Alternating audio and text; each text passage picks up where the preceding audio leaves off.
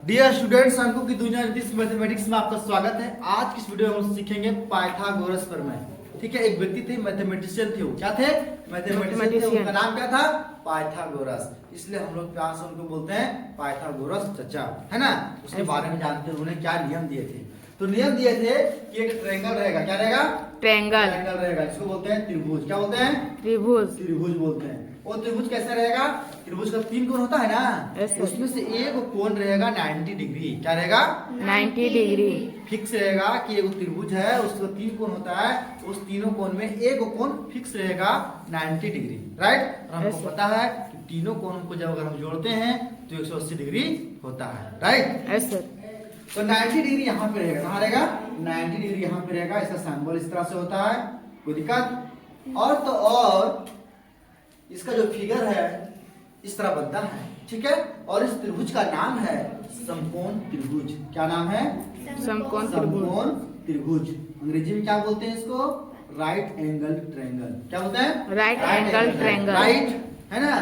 तो जो पाइथागोरस चचा थे वो बोले थे आधार। क्या बोलते हैं? आधार, है ना। इसको अंग्रेजी में बोलते हैं बेस। क्या बोलते हैं? बेस। इसको बोलते हैं लंब। क्या बोलते हैं? लंब। अंग्रेजी में बोलते हैं परपेंडिकुलर। क्या बोलते हैं? परपेंडिकुलर।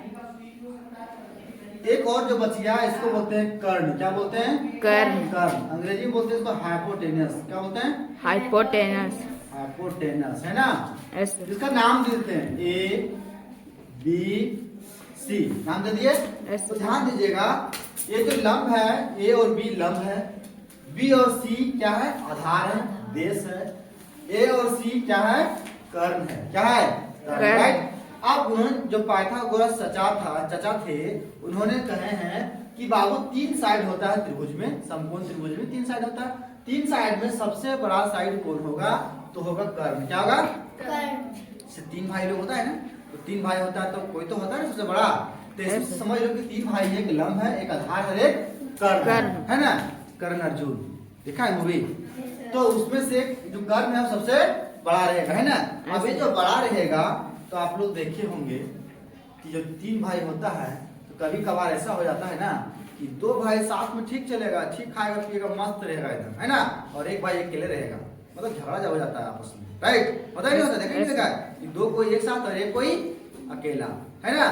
तो जो 2 कोई एक साथ होगा, है ना, और एक अकेला उसको मुकाबला करेगा, इसका मतलब वो ज्यादा ताकतवर होगा ना।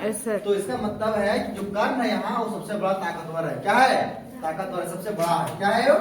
इसके पास पैसा वगैरह सब कुछ ज्यादा है ना। तो कर्ण का स्क्वायर करेंगे। क्या करेंगे? कर्ण का स्क्वायर। हाँ, ये बराबर होगा किसका स्क्वायर में? तो बाबू लोग लंब का स्क्वायर प्लस आधार का स्क्वायर। बात समझ में आया? अब दोनों छोटा भाई लोग, दोनों छोटा भाई लोग हैं। किससे? कर्ण से। तो लंब को और आधार को जोड़ दो, तो लंब को स्क्वायर करेंगे और आधार का भी स्क्वायर करेंगे। उसके बाद आपस में जोड़ेंगे तो किसके बराबर में आएगा? कर्ण के बराबर।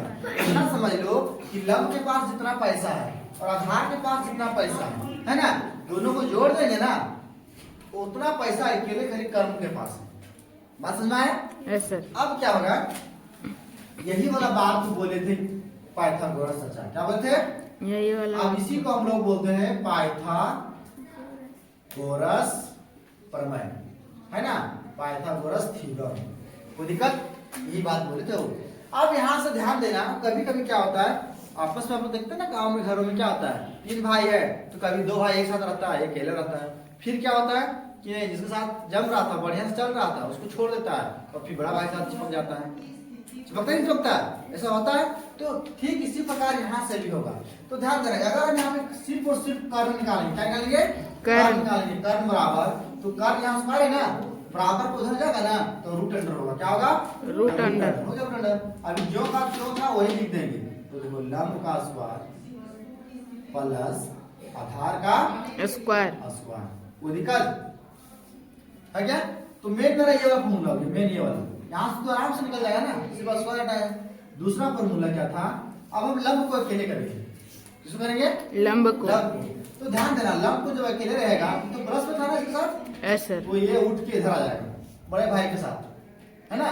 तो इधर था प्लस में, ये था इधर प्लस में प्लस में। बराबर इधर आएगा तो जाएगा माइनस में। तो इतना समझ लो, जब भी दोनों छोटा भाई में से किसी एक को निकालेंगे तो बड़ा भाई के साथ चिपक जाएगा। क्या होगा? बड़ा बड़ा भाई भाई के साथ चिपक जाएगा और घट जाएगा। उसके साथ क्या होगा? घट जाएगा। घटाएगा। बात समझ में आया? तो लंब स्क्वायर बराबर कर्ण स्क्वायर माइनस आधार का स्क्वायर, है ना। आप यहाँ लंब निकालेंगे, क्या निकालेंगे? लंब निकालेंगे। इधर रूट अंडर कर दो, रूट अंडर कर्ण का स्क्वायर माइनस आधार का स्क्वायर। कोई दिक्कत? No sir.